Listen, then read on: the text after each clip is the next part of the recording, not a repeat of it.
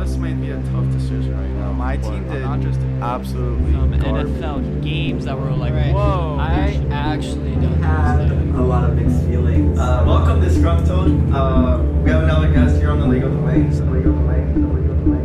Now they're on. Now it's recording. They were on, but now it's recording, you know? There you go. Sit down. I'm trying to.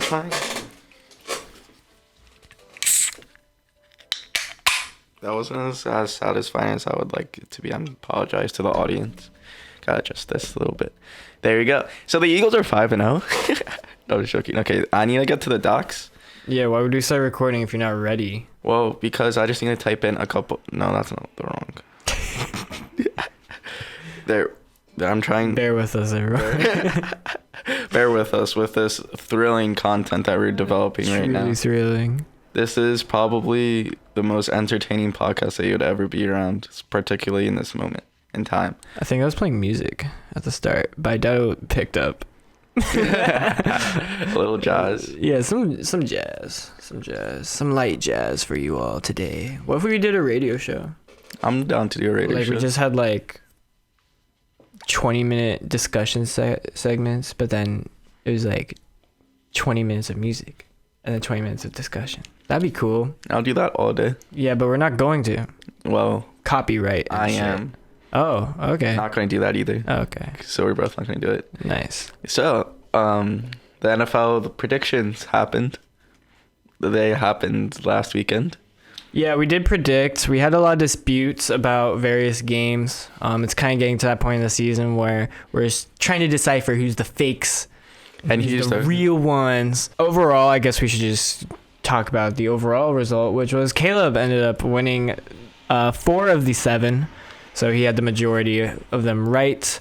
Particularly, he got some key primetime matchups right, which usually I was really good at predicting, but not this week. But we'll start with the primetime matchup that we were both in agreement with and that we both also got right. I don't know if this is particularly a win for us for predictions. I feel like this game should have been a tie because of how bad the Broncos and the Colts played, ending in a 12-9 score in Colts' favor. And this was a very interesting game to watch, especially being an Eagles fan and watching a Colts and Broncos fan react to their teams. I've been reacting or watching the Colts a little bit, Broncos a little bit. So I kind of got their vibes of kind of the season. Got the vibes. And the vibes matched up perfectly with this game, with just how frustrating these two teams have been performing. Rarely do these teams get up to 20 points or close to 20 points in any way, week in and week out. No, more so the Broncos and the Colts, because I feel like the Colts have been scoring or getting closer to 20 points than the Broncos have. And yeah, I think no one should have won this game. I think it should have ended in a tie. I think the Broncos should have just taken the field goal and not went for it on 4th down and 1. And yeah, and then apparently Russell Wilson was dealing with an injury with his back. Something with his back, I think, right?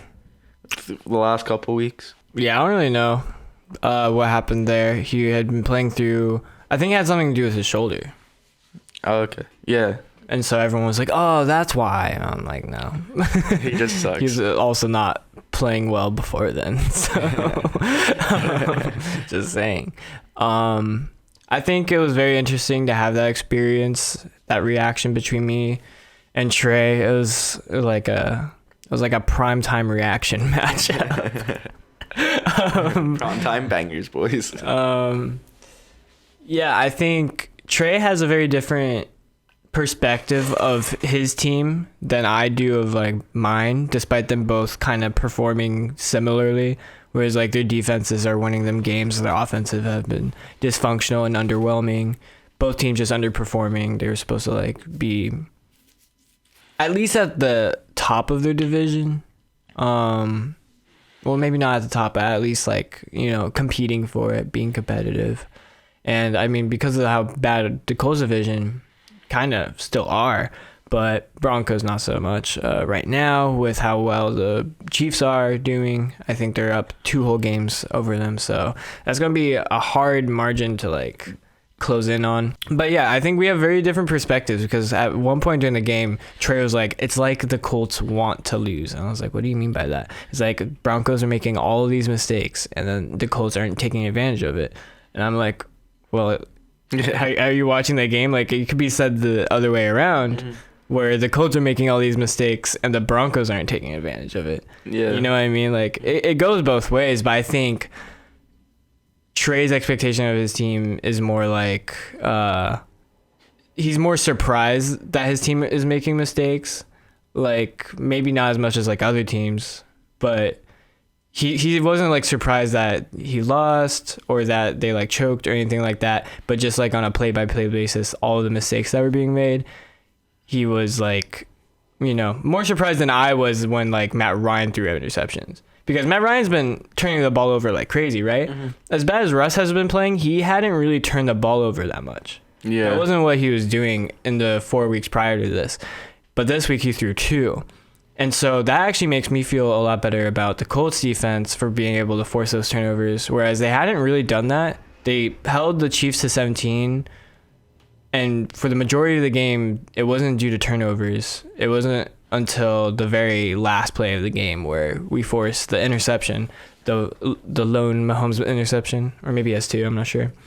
But still, I think that says a lot about the culture right now. I think the Colts are very much ready for things. Colts fans are very much ready for things to change because we've had the same coach and GM do this bullshit for a while and underperform. Like, we're used to like having all these Band-Aid quarterbacks come in and not do well. Whereas like on the Broncos side, it's like, yeah, they've also had their quarterback carousel, but none of them have been like talked up as much as Russell Wilson. Whereas, you know, we had Phillip Rivers and we had Carson Wentz, two quarterbacks that we thought were redeemable, you know? I don't think any of the Broncos quarterbacks beforehand were considered redeemable. Yeah. Like Drew Lock, Teddy Bridgewater, no. Now they have Russell Wilson and he's performing just as bad as them. Whereas like Matt Ryan's, you know, he's performing just as bad as Wentz or even Jacoby Brissett with us. It's not like anything new for the Colts necessarily that a quarterback that was supposed to be so much better is failing, right? Yeah, it's interesting to see.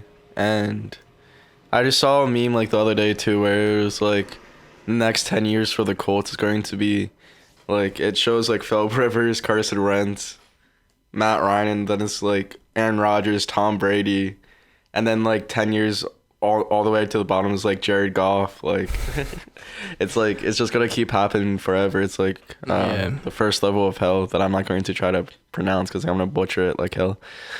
The one where you're like waiting. Yeah. But it's a waiting room. The one where you're just waiting to be called wherever you want to be called to. Nice. Anyways, I think the main reason why this has happened to the Colts is because the general manager has this philosophy and mentality that is like drafting a quarter. I'm going to butcher his quote, so it's like it's not going to be word for word, but essentially what he said. Yeah, sure. Essentially what he said was, I'm not going to draft a quarterback. It's going to get you off my ass for the off season if I do. But as soon as that guy underperforms, I'm the first one out the door. And it's like, okay, sure. But at the same time, you're trading for all these quarterbacks and they're also underperforming. Yeah. And so by the end of this year, if Matt Ryan hasn't like taken extreme measures to improve, you're also still going to be the first one out the door. Yeah. So like your mentality like doesn't work that way. Like at some point you do just have to draft a quarterback because at least he's young and you can develop a team around him, opposed to getting an older quarterback where by the time you develop a full team around them, they're kind of just done. Yeah. And so I don't really like that mentality of not drafting a quarterback but being okay with trading for people who are about to retire in 2 to 3 years. I feel like it doesn't really make sense unless they're like clearly fit into the scheme. And I don't know, like there would have to be like extreme exceptions. I feel like Stafford to Rams makes sense to me. Brady to Tampa Bay made a lot of sense, but I don't know if like Matt Ryan and Indy was like a match made in heaven by any means. Mm-hmm. You know, it was supposed to be because if the O-line was doing a lot better, but it hasn't been. Like, it hasn't been consistent as well. Whereas like Tampa Bay's offensive line was pretty consistent by the time Brady got there, and Stafford's with Whitworth and all that. And now we're saying like, okay, now with an inconsistent line, Stafford isn't having as great of a season. You know what I mean? So I don't know why the shuffle at left tackle and right guard was being underplayed so heavily by the GM, and knowing that how important that is to have that rapport with the quarterback and making sure that things go well. Things shouldn't have gone this way. I think it was just like negligence overall. But at the same time, there's still a lot to look forward to, I think, for the Colts, because we still have like young weapons that are improving. And Alec Pierce, he was looking amazing. Got a lot of receptions. Yeah, I mean, I think if he continues that up, he could find himself in the Rookie of the Year conversation. I don't think he will, because he's not like the number one like Drake London is, or like Olave could be if Michael Thomas is like still getting injured and stuff like that. But I think he could find himself in the conversation. Breece Hall is probably going to run away with it at this point, though. Nice pun. True. Yeah, that was some good paraphrasing. Yeah, thanks. Really? Thank you. Yeah. And so, yeah, and there's also like Kylan Grant and Jelani Woods also have been really important tight ends. So yeah, I think there's good things to look forward to. It's just like offensive line. It really just comes down to that, because the quarterback is only going to look as good as the offensive line, in my opinion. And right now, both are bad, because it makes sense. Both are bad. Both are really bad. Has a rookie kicker or offensive lineman ever won Offensive Player of the Year? Doubtful. Kicker can't win offensive. Oh. I guess that's special teams. Yeah. There's no awards for special teams. RIP for special teams. They get no respect. They really don't. But they win all the games, like Justin But there's Tucker. a special teams player of the week every week, but they don't have one for like the end of the year. Or at least maybe they do, they just don't advertise it. I don't know. They're like, fuck you, kickers. Win us games, and we're not going to mention you at all. Yeah, I mean, kickers are like the highest scoring positions. Like all the franchise records for most points scored are all kickers. Yeah. Pretty sure. Shout out It'd be to David crazy if there was a team where that wasn't the case. In which case, I want to see their games. But I personally feel like, and we were talking about this, the Broncos, it would feel worse to be a Broncos fan than it would be to be a Colts fan. Yeah. The Colts, like, what did they lose? And it's like, oh, a 3rd round pick. Gotcha.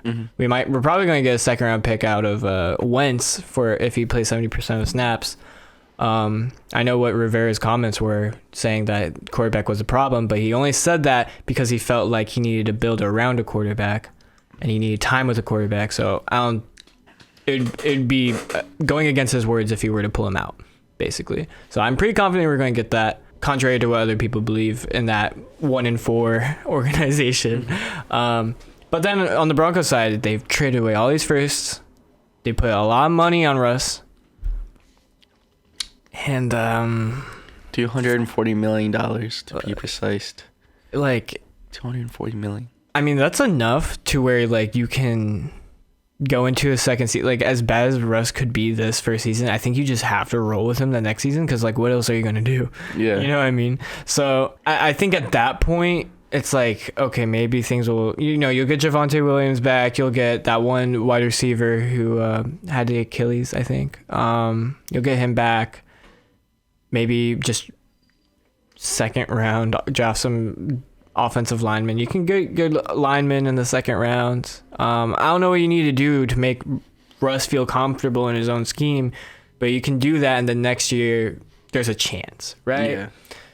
So I'm not here to say like there's no hope for Broncos fans, but I would still feel a lot more worried. Like, there's a lot more at risk, I feel. Whereas Colts fans, I don't think there's that much at risk.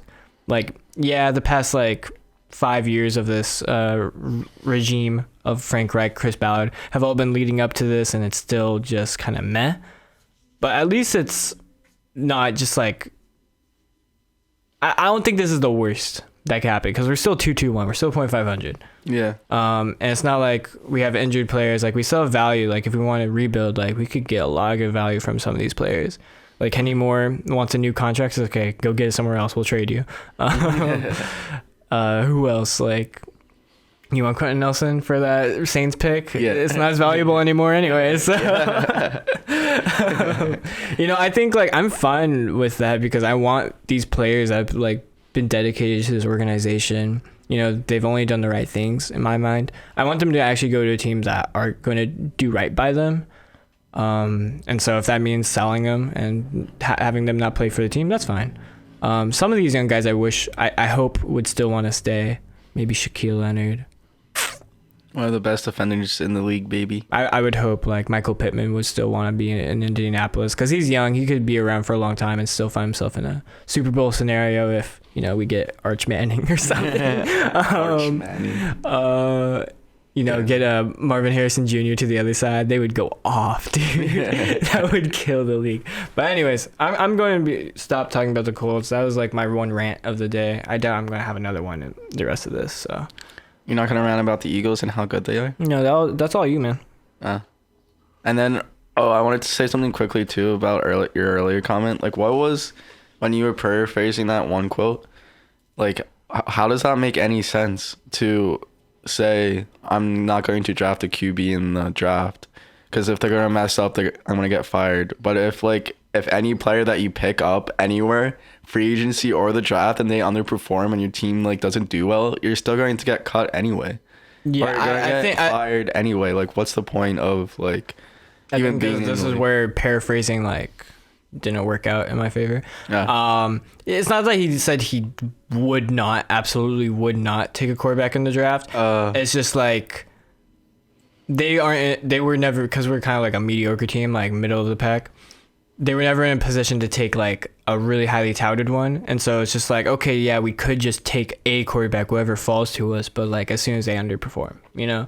So like, imagine we drafted like last year, like we couldn't get Pickett. So like Malik Willis in the second round. I guess he lasted till the third round. I guess there were options last year, so it's not as much as last year. But the year before, it's like we wouldn't have been able to get Justin Fields or Trey Lance or any of those guys. Yeah. You know what I mean? It was like, yeah, we could have gotten, who's a second year quarterback? There would have been even able to get at that point in the draft. It's like, there's not a lot of options. Here, let's sort by quarterback. Well, that was a long, extensive list that Wikipedia has. Wikipedia is such a useful resource. I don't know why teachers. We wouldn't have been able to get Mac Jones either. So like we drafted Kyle Trask. That's the example. Yeah. Kyle Trask out of Florida, who was a Heisman finalist. Wait, maybe we shouldn't. No, I'm joking.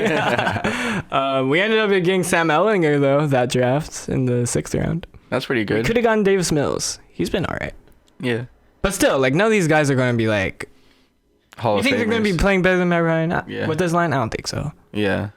Exactly. Yeah, that makes sense. I guess it's kind of just throwing away a pick in his eyes if he were to pick a QB and they underperform. Yeah, even if we traded up to 15 to get Mac Jones, I don't think he would have done as well as... I think he would have done worse than Wentz in our scheme.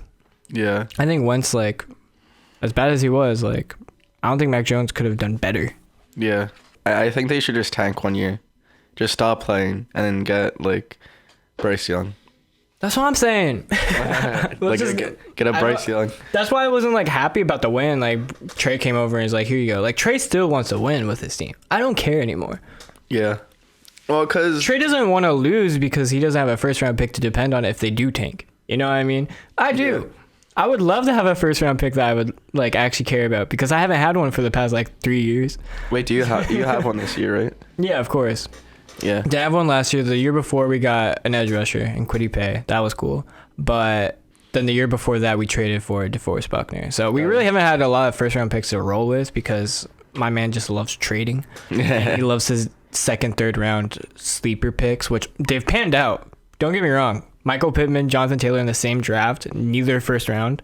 That's insane to me. And then didn't he get Leonard in the 2nd or 3rd round? Yeah, he got Leonard in the 2nd, and it was called the worst draft pick of all time by Bleacher Report. You dumbasses at Bleacher Report. You dumbasses. What do you know about football, huh? Nothing. All right, I guess we should move on. Yeah, we really should. We just talked about 20 minutes about the Colts and Broncos game. Well, I guess it was more so about the Colts. It's one of the games I think was just so shocking around the league. Like, wow, both these teams are really that bad. Yeah. Like, one of them couldn't even take advantage of how bad the other one was. They were just both were sulking and just resting in each other's shit. Yeah.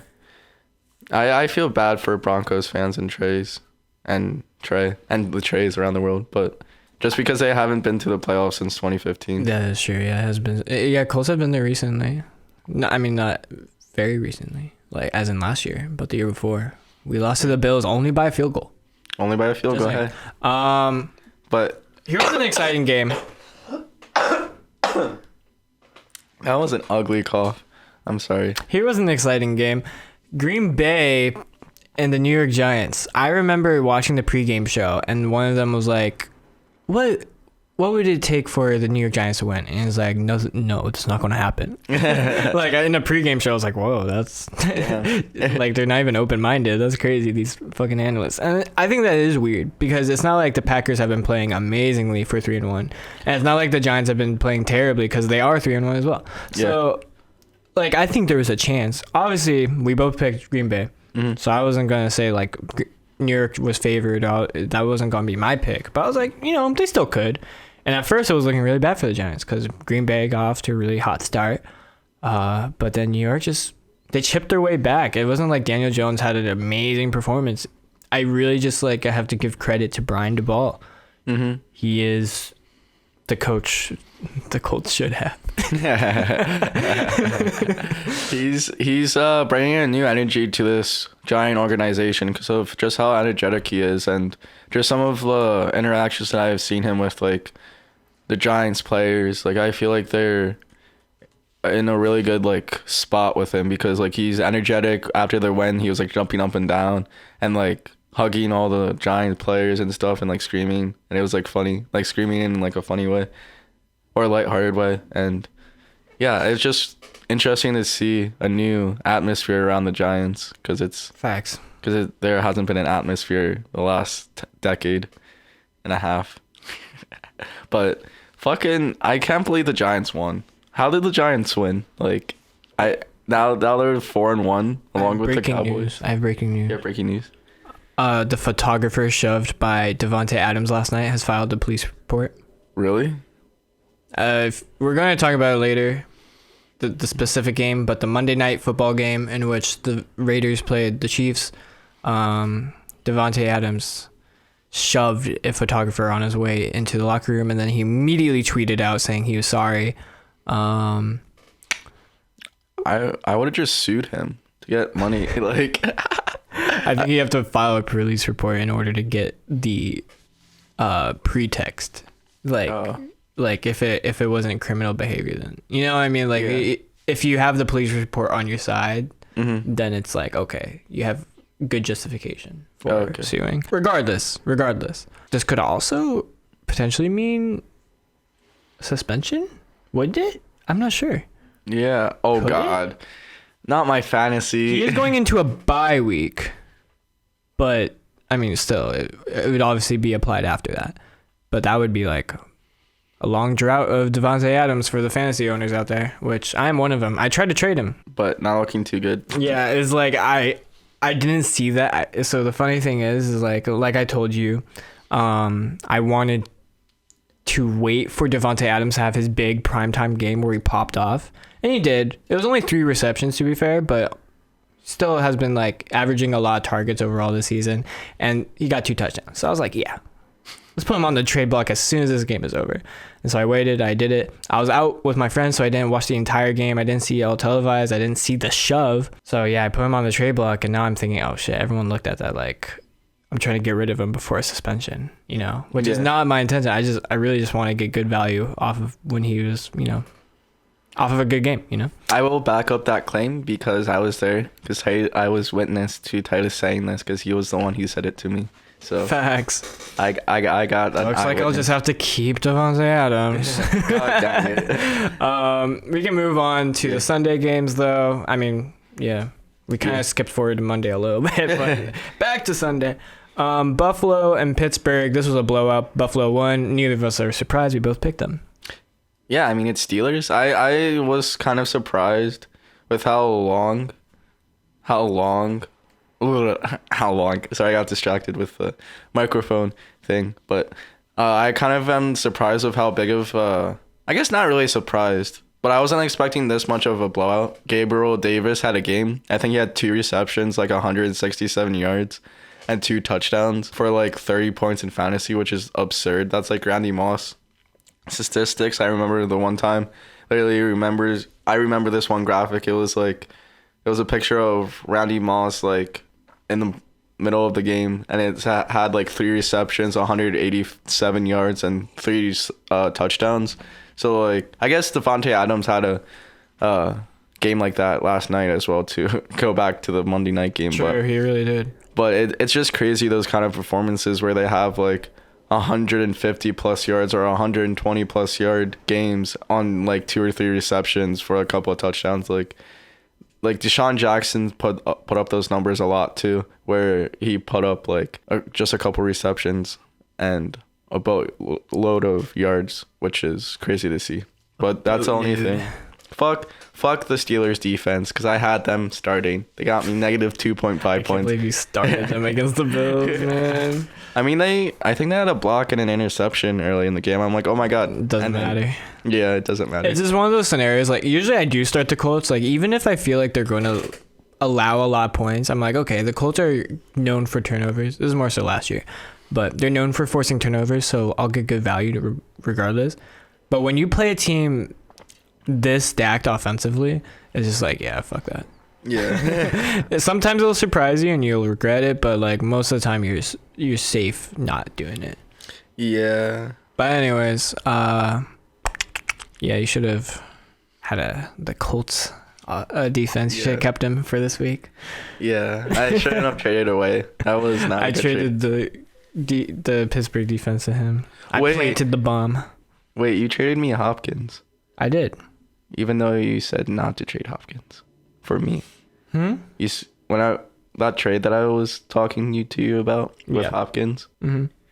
Why did you tell me if you traded me Hopkins? I mean, I still think it was like a bad idea on my part. Okay. Like, yeah. I'm just saying, like, it's like do as I say, not as I do. Okay. Because it is tempting.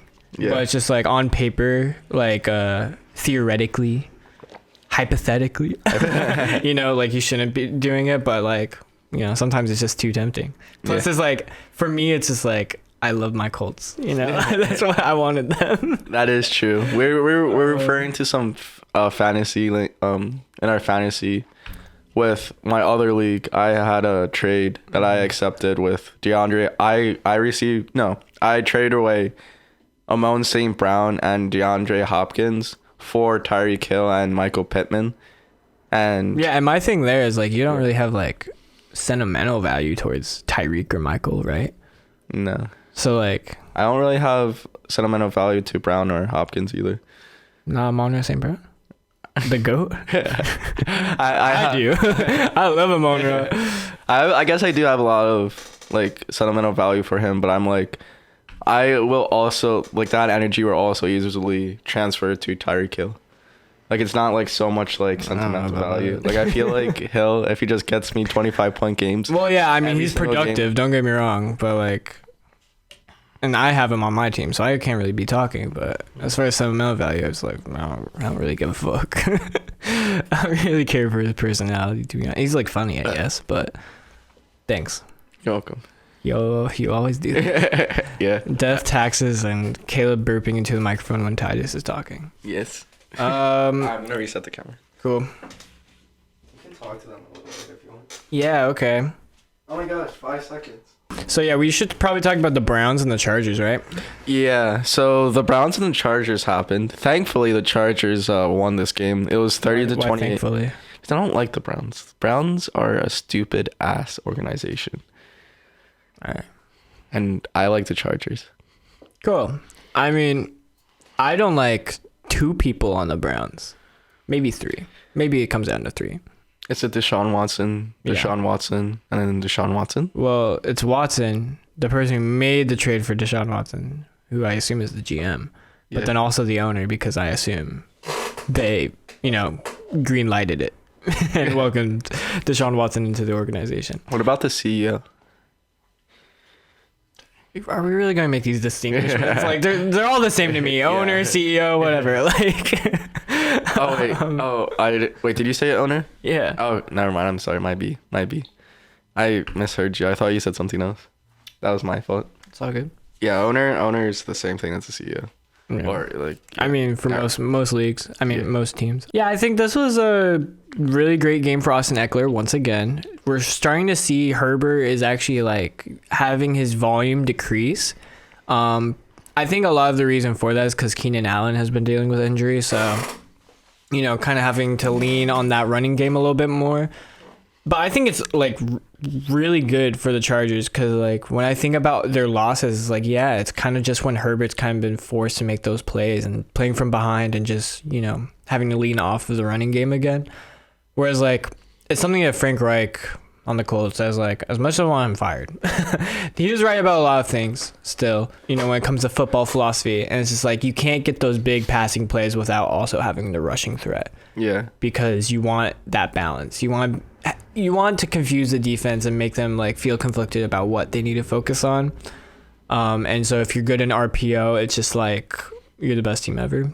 It's such an important part of your offenses, and I think Chargers are finding that identity now. They weren't really able to last year, I think, because the offensive line just had some issues. But now I feel like they're one of the better offensive lines in the league all of a sudden, and I think that's just good management and coaching as well in that team. So I think they're like starting to really find their identity with Herbert. And they're gonna rise. I think they're just going to get better, honestly. And the defense is better than it usually is. I mean, they still led up 28 to a Jacoby Brissett-led Browns team, but they do have Nick Chubb. I shouldn't even say it's a Jacoby Brissett-led Browns team because it's really a Nick Chubb-led Browns team. Nick Chubb is the answer. The future league MVP and Nick Chubb this year. But, yeah, Eckler had an amazing game. I was just on my phone checking his fantasy points. He got me 35.9 points. He had 2 total touchdowns, 176 yards. And yeah, he just went off. And this ended in the same fashion as the Eagles game did. And the same like kind of trajectory with the missed field goal as well. It was weird how the football both went basically identical paths and like this basically the same line of trajectory and the same like it was like straight and then, it was weird how that happened to both 1:00 games. But we got Minnesota versus the Chicago Bears. Minnesota's 4-1, which is surprising. The Eagles are the only team that's beaten them so far. Yeah, if you only watch that Eagles game against them, you would not think this is a 4-1 team. But in fact, the Vikings have kind of scraped through some wins, I will say. It's not like it's been dominant all the time. And it's also been like the NFC North, bro. It's like...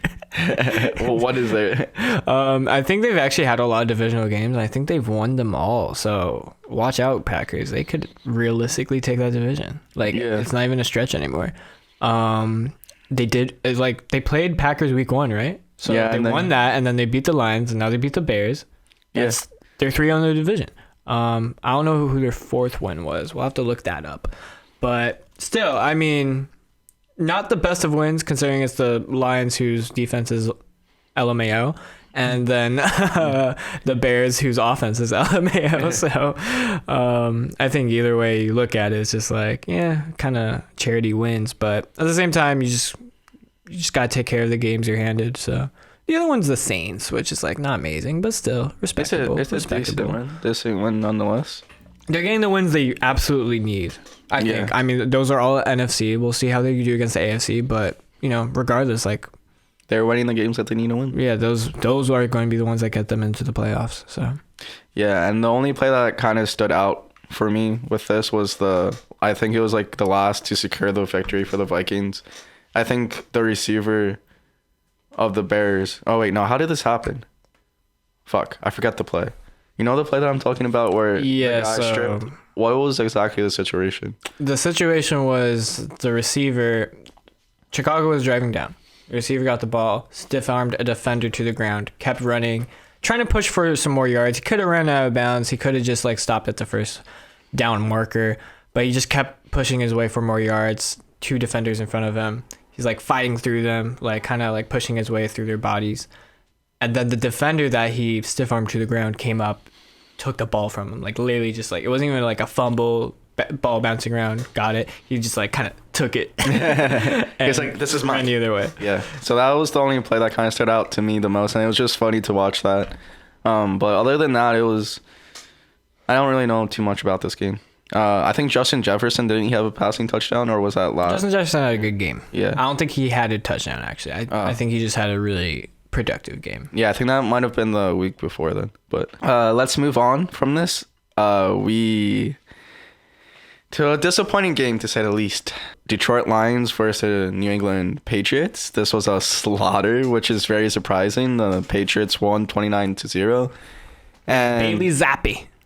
And this is what we were expecting we were expecting 29 points to be put up on the Detroit Lions. That made sense. But the fact that their offense had 0 points. Yeah. 0 points. I mean, I get it. The Patriots defense, that was a really weird how I got that out. Sorry. But it was really weird that they were held to 0 because like the Patriots defense is good. Don't get me wrong. They're a good defense. But to shut out like a Detroit's Lions that's basically unstoppable, that's been scoring 35 plus points per game, 35 points per game. Like that's insane. And especially after the Ravens game, after they got destroyed by the Ravens. I forget what that score was, but that was pretty high scoring. I think the Ravens scored like 40 plus points on them maybe, or at least it was in the high 30s. And it's weird. It's crazy to think that after getting smoked by Lamar Jackson, and it's Lamar Jackson that's a completely like better like offense, or they have a lot better weapons, and it's fucking Lamar Jackson. Of course he's gonna put up like yardage and points, but to be then comparatively to the Lions offense, but like to put up 0 points, that's like I was not expecting that at all. But very disappointing loss to the Lions. I guess all of their losses have been disappointing this year because they've been so close, except for this one. Yeah, they all really have been disappointing. Yeah, and the fact that they're close, this was like the one time you're like, oh shit, they really couldn't have won that game, huh? Yeah. And it really makes you think, like, is the Eagles defense really that elite? I don't know. It's an argument to be made. Not to say that I'm gonna make it, but the first game is basically the preseason game. all right, we'll take it. Now we get into our disputes. We actually had all those other ones we had very similar answers to about who would win. To mixed success. But now we get into the disputes. I had the Saints, you had the Seahawks in that matchup.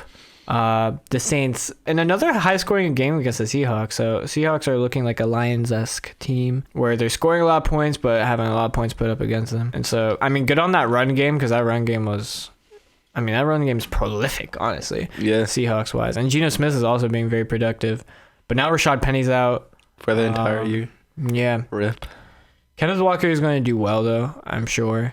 I think he did decent when Rashad Penny went out because I think he got a touchdown after he went out. Oh, yeah, even before he went out, he's been doing well. So They also still have like some good backups like DJ Dallas. So, but yeah, Saints are still a good team. And I knew they were going to get this win. I could feel it. They were kind of due. They feel like a middle of the pack team to me, not one that's towards the bottom as much as Caleb would like them to be. So yeah, I'm glad that they found their rhythm again because their offense wasn't really going against the Vikings the week before, but it was this week. Yeah, it was a very odd score. I don't think I remember the last time I saw a 39-32 score in the NFL, but In a minute. But It then looks like anytime I see like a number divisible by 3, I can only look at it as like, oh, they scored that many field goals. So this one looks like they scored 13 field goals. I imagine if they scored actually 13 field goals, that would be so funny. And Geno Smith like went off too. Like he's been going off the past few weeks. Yeah. Then I had the Jets beating Miami, which, you know, Tua's out, but Jets are still the Jets. Yeah. I don't think anyone would have had them at 3-2 after the first 5 weeks. And especially putting up a victory like this, 47. This dominantly, Yeah, this dominant performance. But hopefully Teddy Bridgewater is okay. First play of the game, first snap of the game that he did, he got a concussion. So it kind of makes sense in that context that a third string quarterback couldn't really lead the offense too well because he's a third string quarterback for a reason. But hopefully he makes a speedy recovery, and I hope Tua is making a speedy recovery too. I don't know how long his injury is going to last, but there's probably going to be another padded couple weeks. But yeah, this was a dominant performance by the New York Jets running backs. 2 touchdowns for Carter, 2 touchdowns for Holla.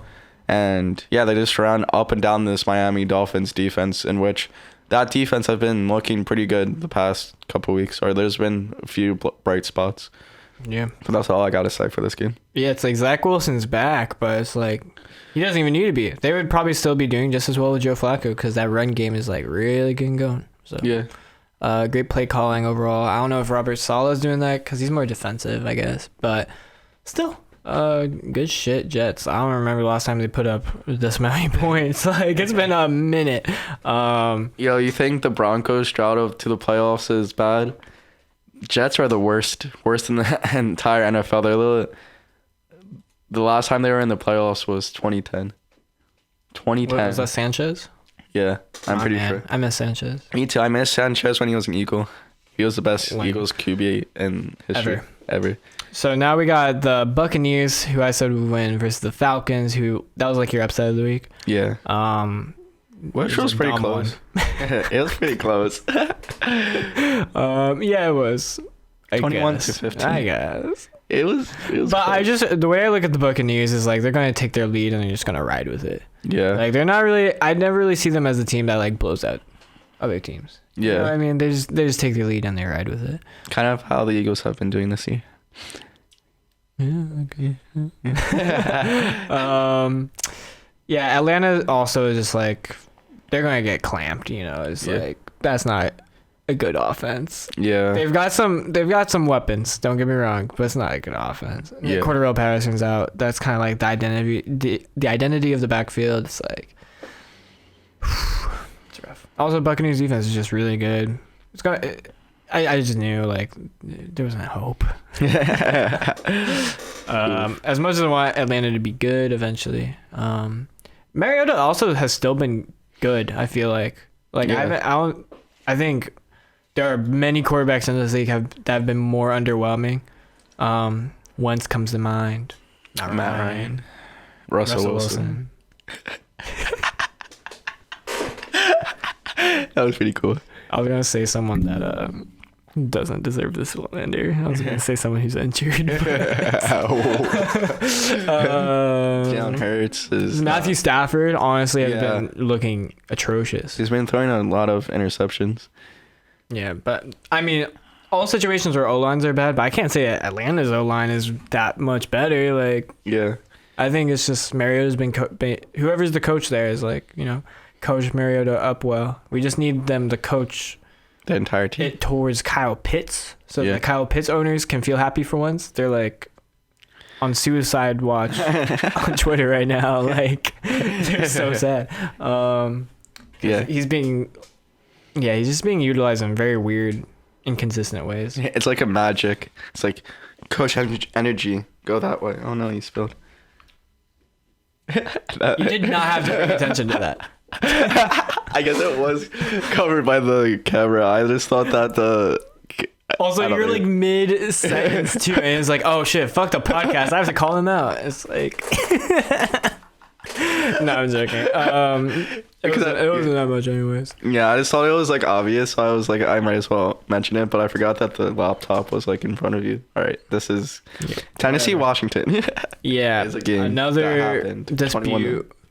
this was the one earlier dispute that actually got right. I thought Wentz would have a redemption game. He almost did. After 3 straight losses. No, he didn't. Yeah, Titans are finding their rhythm. I can't say I really have them like as playoff hopefuls or anything like that. Well, like they are because, our division's bad. But taking that aspect out of it, like they're still a team that's like kind of rough. And that's due to a lot of injuries, to be fair, and losing AJ Brown. Yeah. But Derrick Henry, that's all they need. Them. That's what they've been depending on. Earlier in the season, it wasn't exactly looking so good. It's like, oh shit, he's still coming off of injury. Is he ever going to like be his old self? And past 3 games, he has. He's been good. Yeah, he's been dominant. Trey Skates has been happy, and Carson Wentz had 3 fumbles and 3 interceptions this game. Really? Or is that what you said? I have no idea. I did not say that. I thought that's what you said when you were talking to me about Wentz during the reaction video, or during the Eagles game, I think. I forget what you said. Maybe that was a couple. He had an interception. I forget what I said. 3 fumbles, none of them lost though. Oh, okay. So I think you said you were commenting on the 3 fumbles, and I think I just merged 3 with interceptions as well, because I think you also said like an interception. So I just kind of merged those 2 together. My bad. I was stressing about the Eagles coming up. He does not fact check. Caleb. He just like hears things and he rolls with it. Yeah, whatever I hear, right or it's what you hear. Yeah, it's what you hear. So that should be my slogan. You hear what I hear. It's just like group psychosis. Houston, Jacksonville. We both had Jacksonville, but they were underwhelming in their most random of ways. 6-13, really. What was another low-scoring game? Actually, even more low-scoring than the Thursday night game. Yeah, which is an accomplishment within itself, to be honest. But at least there was a touchdown scored. That is true. Damian Pierce did run in. But like, what happened to Jacksonville? Like, wasn't their offense like doing well? I mean, obviously, what the fuck is this? Obviously, Trevor Lawrence had those fumbles against the Eagles, but like, other than that, their offense was good. Yeah. So you know what? Let's look into it. Why was it fumbles again? What happened? Maybe they just didn't get the ball rolling. Did Trevor Lawrence is not the answer after all? Oh, Trevor Lawrence had 2 interceptions.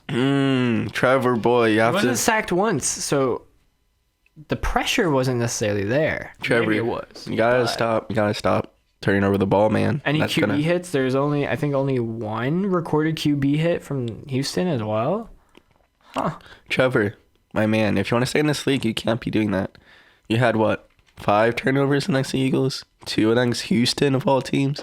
You can't be doing that, my guy. You can't. You can't. Yeah, you physically can't. You physically are incapable. Get fired. But I literally know nothing about this game other than the meme that Texans won. And they're Texans got their first win, so all teams now have a win, but not all teams have a loss. Yeah. So upcoming. I don't know why I said upcoming. Next up. Upcoming. Carolina and San Francisco. We both knew San Francisco was going to win. It was time. It was time for Carolina to get that loss that sealed the deal. Matt Rule is fired. I think this is one of the earliest firings that I've seen in a while, or that the league have seen in a while. After week 5, I feel like I've definitely seen it after week 4. Yeah, I can't remember. I wonder what's the fastest head coach fire. That was a good quote there. Oh, that's college football. After a game. Wow. We are doing some in-depth research on the podcast to bring you the bestest of news in the entire world, because we want to check our facts. Yeah, we could have done that a lot earlier, but, we roll with the punches. We research as we go. Sometimes it's not how we want it, but it's what we deserve or need. That made no sense. But 49ers beat the Panthers 37-15 in a dominant performance. Like, this is how the game should have gone. This is exactly how the 49ers should have dominated the Panthers, in which they did. And Panthers look like a dumpster fire. Baker Mayfield went into another dumpster fire of a team, worse off than the Browns last year. Not looking good for Baker or the Panthers. Yeah, we got PJ Walker. That is true. PJ Walker season. Undefeated with PJ Walker this year. He's gonna come in. Not true. Yeah, no, he's gonna come in. No, but he just lost. This one doesn't count. As a starter? Okay. Yeah. Okay, yeah. Let's go. Christian McCaffrey might get traded to the Bills. Actually? Oh my Apparently, god. Bills inquired. There was also rumors about Saquon Barkley, but, they're 4-1. Why would that happen? Yo, if the Bills get Christian McCaffrey, the league's over. Like, that's an automatic Super Bowl win for the Bills. Like, they're literally one running back away. Yeah, I don't want it to happen. That would be... Wait, are they thinking about doing it this year, or is it in the off season? I mean, they wouldn't inquire about it now if it was going to be in the off season. That is true. I guess I should have put 2 and 2 together. My bad.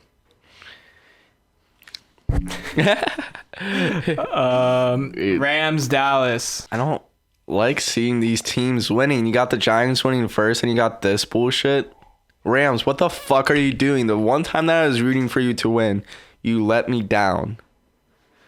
Like, I don't like the fact that Cooper Rush is 5-0 as a starter. Like, I don't like that. This makes me I think he's goated. This makes me so nervous to play Dallas. He's the best quarterback in the league right now. Or at least in the division. Yeah. There wouldn't be any other QB better than him. What, are you talking about Daniel Jones? He's all right. No, not him. What? Yeah, him. But yeah, this was a domination by the Cowboys defense. Their defense is looking really good. I think they had a fumble recovery for a touchdown by Lawrence. They did. And yeah, that defense is looking really scary. Do we have any update on Parsons' injury? Because he walked to the locker room mid-game, I think. And it kind of looks serious. I don't really know. Parsons. Yeah, I should have known. Yeah, Parsons. Injury. Micah Parsons' groin injury is getting better. Oh, it's just a groin injury. So. Lawrence also had an injury scare. Oof. Damn, imagine those two pieces out for the Cowboys. That would be big losses for them. That would be good for the Eagles. Yeah. But this just makes me terrified to play them because I don't know how Hurts is going to do with an actual good defense that he's playing against. Like, I think I trust our defense, the Eagles defense, to stop them more. You know what? I'm just going to talk about that once we actually play them. But yeah, the Cowboys are looking really scary. Like, dominant. Speaking of the Eagles, though, I had Arizona winning. I thought it'd be a trap game, and nearly was. Almost should have. It still was a trap game, even if they won. You know what I mean? 17-20. Eagles are up big. The same recipe every time. It's like Eagles have a great first half, and then oh shit, who's coming back? Who's sneaking back? It's the Arizona Cardinals because that's what they've been doing all season. It's just like, yeah, of course. Yeah, even though that the Eagles have only held them to 17 points, it didn't feel like they only held them to 17 points. Our defense played atrociously bad. I mean, we had one turnover, which was really good. The first quarter was really good for us, but other than that, after that first touchdown that the Cardinals scored, it was over because we were missing tackles left and right. We were the defensive players were basically just half-assing tackles. Marquez Brown basically walked into the end zone. That second touchdown for them, the running back basically walked into the end zone. Our defense was just atrocious. I don't know what was happening to them at all. It was unfortunate to see. I also just want to say that Trey thinks he's the good luck charm for the Eagles, but I don't really know. Why? I don't really know because in the first quarter with Trey gone, the Eagles got back-to-back touchdowns, but then they couldn't score another touchdown when Trey was around. Only field goals. That is true, and he's been coming into videos later, and that's when the teams have been scoring a lot of points. So is he the good luck charm? We need to test this by kidnapping him for a game. And well, I mean, we don't need to. He's just going to be gone, remember? Oh yeah. Oh, God. Already arranged. Yeah, it's okay. We already kidnapped him. Shout out to Teresa's mom. Mama Skates. Not Mama Skates. Mama. I was trying to loop Skates in there, but yeah, it's going to stop. I'm sorry. Baltimore, Cincinnati. This was actually an interesting primetime matchup because these two offenses could be high scoring on paper, but it actually ended up being both teams were being held to under 20 points, and there was like some weird things going on, but overall I think it was just like really well played defense from two defenses that haven't exactly been the greatest all season, notably Baltimore holding like big receivers to low amount of yardage in general. They we know what happened with Miami anyways. And with a team with Jamar Chase, Tyler Boyd, T. Higgins, Cincinnati could have gone off, but Baltimore held them, and Joe Mixon backfield as well, by the way. Baltimore did a good job, and they got that win fair and square. They're a good team, man. When your offense underperforms, that they have to interview the kicker after the game. I forgot about that. Yeah. Justin Tucker had a legendary interview. I'll probably place it in here. After the game, his quarterback came over and said what to you? He said, great job, man, like way to get it done. And I reciprocated, man, we're not in that position if it's not for 8, if it's not for Mark Andrews, it's not for KD, it's not that for all those guys blocking, just to get us in position to win the game like that. So, you got to give credit where it's due. This is a team win against a tough opponent that we're going to see again, and then I'm sure we'll see them, through January and February. But we love our battles with these guys. But again, great team win. Speaking of love, do you love it when it comes down to you? I mean, I love it and I hate it and everything in between. It's, I'd be lying to you if I said every time I go out there, I'm not just a little bit nervous. I'm not thinking about, worst case scenario, but it's really important to me and to us to take, those 1.3 seconds between the snap, the hold, and the kick, and just focus on the nuts and bolts of what's going to make the kick. And my feelings don't matter. What matters is seeing the ball snapped with 12 o'clock laces from Nick Moore, seeing the ball spotted cleanly from Jordan Stout, his first career game-winning hold. And then from there, I'm just a system kicker. The ball kicks itself at that point. And all we're really thinking about is those things that are going to make the kick. All the feelings and stuff, we can enjoy them after the fact. And the missed kicks in pregame, 6 out of 19, not an issue. Well, it's a good thing they don't keep stats for pregame warm-ups. Exactly. This is a tough place to kick. Whether there's wind in the stadium or we got fresh sod or whatever it may be. So pregame warm-ups, it just is what it is. Awesome. Congratulations. Thank you. Because I watched it, and it was a nice interview, and Lamar Jackson just could not get it done. I think Justin Tucker had like 3 field goals. One that was like near 60 yards, right? I think. But I think he had 4. Yeah, he had 4. Damn. But it was just not a so good night for that Ravens team. Offense. I think. Offensively. Defensively, like you said the earlier. receivers, I think, personally, were doing their job because they were getting open a lot. Lamar Jackson just could not put it on the money. And he's not known for being the most accurate. But come on. But you got it on back-to-back, like, walk-in touchdowns. Sure, missed the first one, at least get the second one. But no, he missed both. And I was shocked. I was like, this is not the Lamar Jackson I know. This is the Lamar Jackson that everyone was memeing about that can't pass and basically is a running back. This is exactly what everyone memes on him for, which I think is unfair. And at the start of the season, he, put that to rest. But this game, it was like, oh, shit, we're seeing it a little bit. He'll come back, obviously. He'll have his good games, his bad games. But he's not going to have an MVP season like this. Yeah. You know what I mean? Especially with Mahomes and Josh Allen being as consistent as they are, taking advantage of those deep balls. I mean, we saw what Josh Allen did with Gabe Davis. Yeah. His stock is tanking a little bit, but his team stock is still going up because the defense clutched. Special teams did a good job. Overall, Baltimore stock is still high. It's going through the roof. Then you get the Chiefs and the Raiders. Bad first half by the Chiefs. 17 points. I think it was a 17-point deficit that they had. After that first touchdown, you kind of knew that they were going to come back in typical Chiefs fashion. You can never trust a lead, no matter the lead, thanks to the Chiefs. Unless it's the Colts. Yeah, unless if it's the Colts, then you can trust it 100%. Colts never lose against the Chiefs. Yeah. Ever.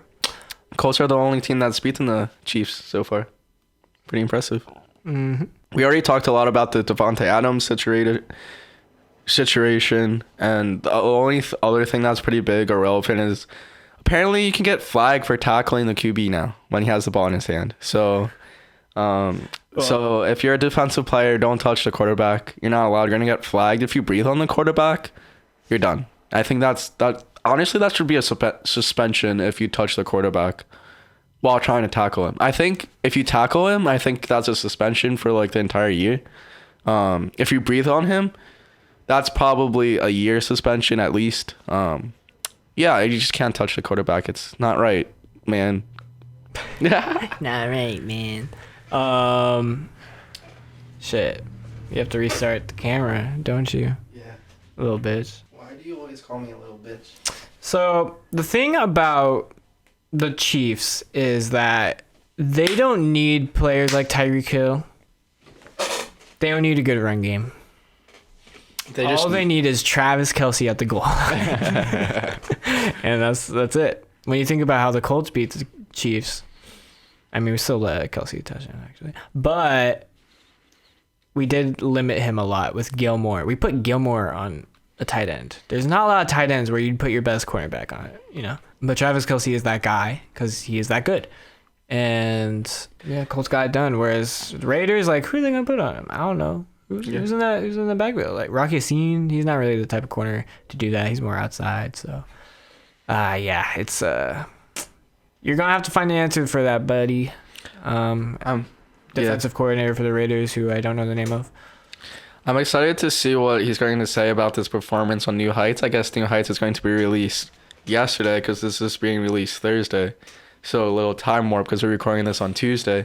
But I'm excited to see what Kelce says about this performance, or the Kelce brothers. But for his stats this year, he has 33 receptions, 347 yards. His long is 35, and he has 7 total touchdowns, which is absurd for only being five games in. And I think this is the lowest scoring or lowest yardage for the amount of touchdowns he got. He had 7 receptions, 25 yards, and 4 touchdowns this game. So I think it's the lowest amount of yardage to TD rate. But Speaking of MVPs, your MVP race. Yeah, let's get into it. The MVP race. Usually we have 10 quarterbacks and 1 for every position. Well, not every position, but 1 for running back, 1 for wide receiver, and 1 for defensive in general. But this week we're now limiting it. We've gone from 10 to 8. 10 to 8? Yeah, that's a massive because leap. There's just not that many quarterbacks that are worth talking about. Maybe in other years it'd be more well distributed as far as like who's doing good and who's not, but it's more top heavy this year, I feel like. And yeah, we'll get into that. But first, let's talk about these other positions. Micah Parsons, I still have. He's tied first for sacks.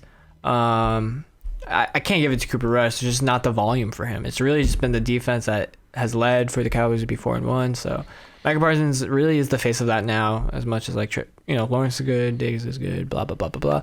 But Micah Parsons has been getting the stats mainly. He has a forced fumble, and he's also first in sack yards lost, 47. So, yeah, that's a lot of yards. That is a lot of yardage. It's a big deal, man. Field positioning is everything. So then the wide receiver, this is a little change. Last week we had Tyreek Hill, but this week we now have Justin Jefferson in the mix because I can't put Kirk Cousins in the MVP race. Like, come on now.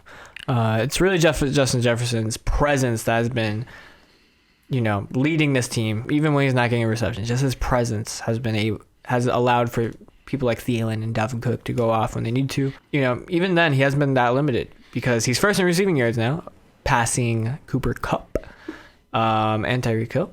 He's now second in receptions, 40. He's second in first downs as well, 25. And then 5th in yards after the catch. And that's not even just with like wide receivers either. That's including running backs like Christian McCaffrey, Saquon Barkley, you know, good receiving backs.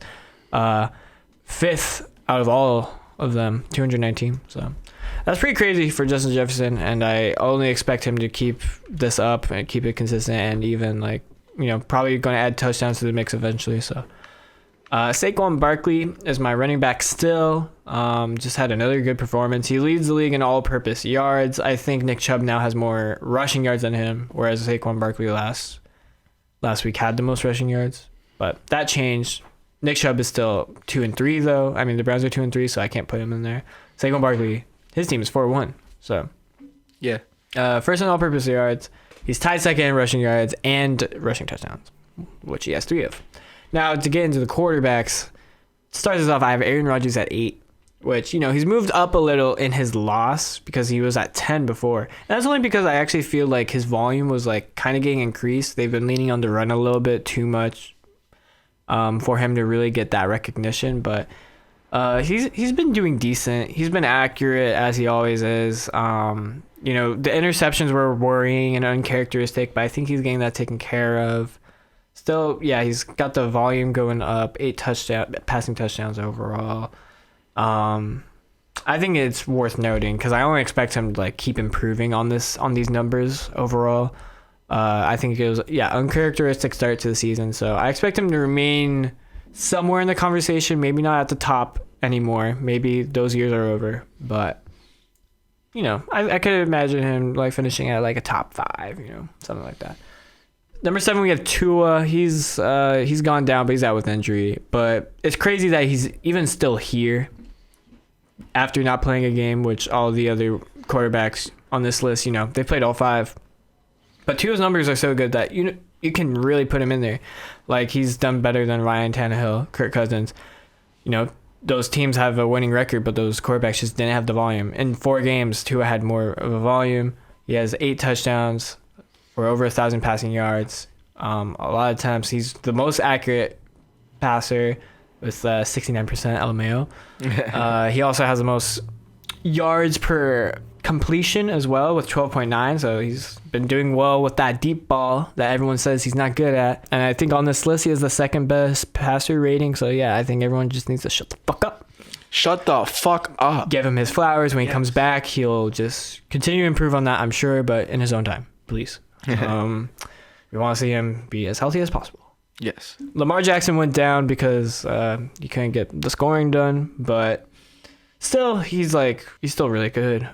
Still has the 12 touchdowns and 12 passing touchdowns, 2 rushing touchdowns. The most rushing yards, he has 374, which is wild. But he does have 5 interceptions, which is worrying. We need that to go down. I'm sure he'll bounce back soon. Then we have Tom Brady actually making an appearance in the top 5. I was shitting on Tom Brady a lot earlier in the season. Was not thinking he was looking good, but there was also receiver issues.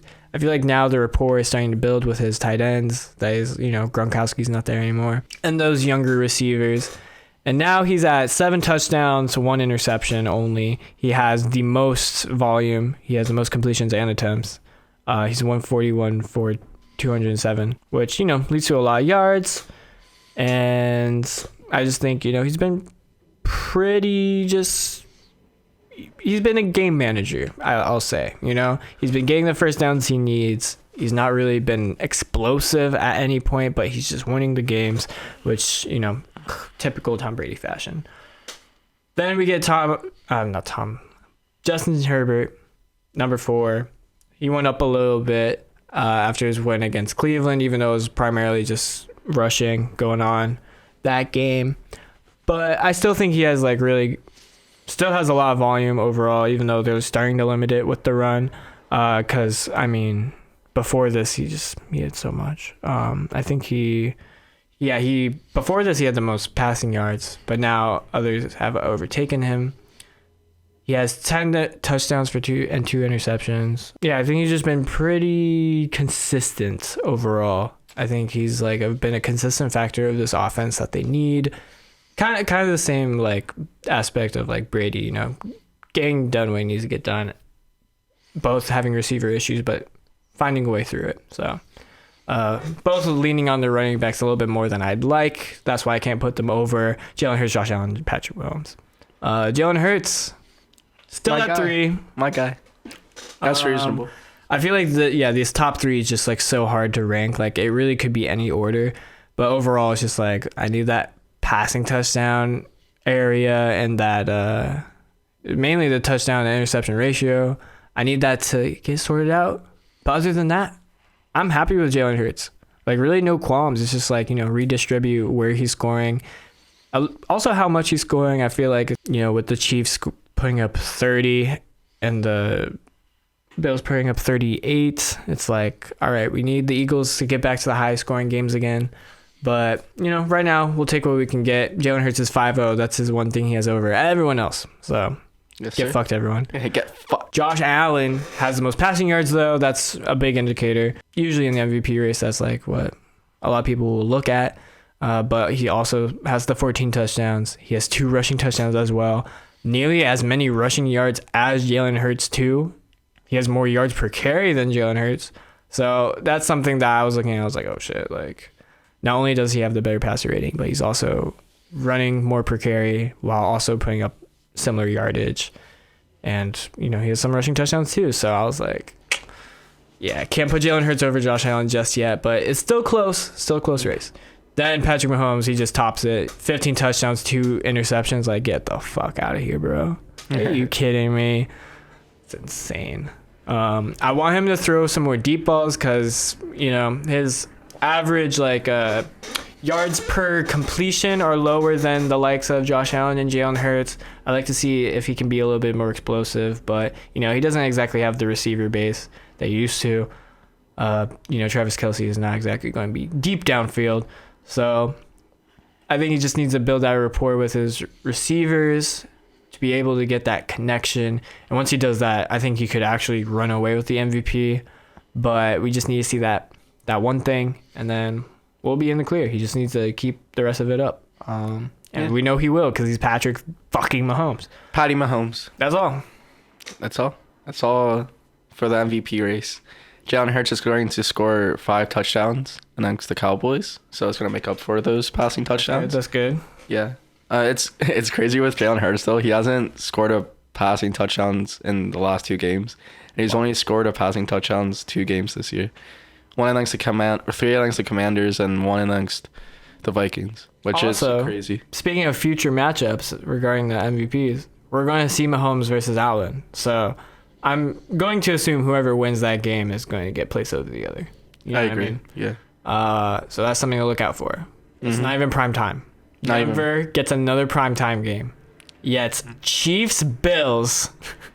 It's not prime time. How don't you put that game over the Broncos in any situation? Even early season flex happening. Yes. Like in any fucking situation, why would you ever put the Broncos over the Chiefs? In any scenario, especially Chiefs Buffalo, like why in any scenario? I don't care if Broncos have fucking Peyton Manning return out of retirement at this game. Like why would you fucking like do that? The scheduling so dumb. I hate it. But first game we have is another banger, another week 6 that is. We're going time banger. We're going into the next week. Yeah, this is next week. Sorry. Yeah, this is week 6. You gotta do the segues. Oh yeah. That way they can follow. If they're just listening, they're like, wait, another game. I thought we were talking about players. Yeah. Come on, Caleb. All right. This is the week 6 prediction. There you go. For this coming week. What game are we predicting first, Caleb? Another prime time banger. Oh really? Yeah. I'm so excited. This is gonna be a great game. It's gonna be so hyped. Oh my god. The matching is perfect. It's Washington versus the Chicago Bears. Wow, a collective record of 3-7. Good job, guys. You ever schedules these? You're getting fired. Yeah. But yeah, this is gonna be another snooze fest. Like I don't even know. I don't even know if I want to watch this game. I don't know if I will. Maybe I'll catch the end of it if it's close. Yeah. Most likely will probably be like 3-3. Or maybe it'll be Justin 4th. Fields coming out party. He'll come to play, baby. Yeah. He's gonna put up 80 touchdowns. 80 points. 80 points. Yeah. Whoa. That's a lot of points. Both in fantasy and in the game. Yeah. Yeah. But I have Washington winning. I don't know why. I could not tell you why. Yeah, I also have Washington winning. I think it's pretty clear to me though. Carson Wentz, baby. But I just no. I just think their offense can actually do stuff, and yeah, I think both sides of the ball is actually. I don't know. I don't know if I want to say better actually. I think the offense is better than Chicago's offense. defenses are similar. I'll probably give it to the Chicago defense for being better, but I feel like Washington's offense has more potential than the Bears' offense does in scoring. they have to end this losing streak too, right? 4 games in a row. Come on, look. Washington, can you start winning a little bit so you make that Eagles win a little bit more better? Like, Wentz has also won 4 straight primetime games. That's his streak. that's a pretty impressive streak. Why? Sorry about that. That was unprofessional on my... Unprofessional bull. Yeah. The on my end. ability to be unprofessional. I'm changing the English dialect as I go. I'm just living. Can we talk about a different game? I'm over it. Yeah. San Francisco first, Atlanta Falcons. I have San Fran winning this. Yeah, I don't know. They're the better team. Like, yeah. let's be real. They're the better team. They're more well-rounded. I'm fucking tripping up on my words. It's okay, man. Fucking hungover as shit. I need coffee or something to wake up my brain. But yeah. If only you had a monster or something. Yeah. But oh wow, monster. That was not a funny joke at all. I'm so sorry. Okay.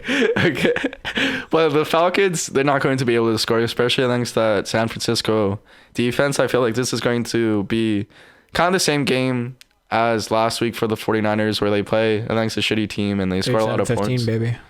Yes, sir. But yeah, I don't know. There's not much to discuss about this game for me, at least, because San Francisco's better. Yeah, some of these games are bleh. Like Yeah. Cleveland, Patriots, like, okay. Like, sure, a little bit better. Yeah. That's like, Well, do I actually want to watch this game? do I care about these teams? Not really. Yeah. I have the Patriots winning, though, if that's anything. This will be our first dispute. I wasn't actually sure if we'd have many because I feel like a lot of these games are pretty one-sided. Yeah. There's also the first bye week for certain teams. The first week with byes, I should say, in Lions, Raiders, Titans, Texans. So Oh my.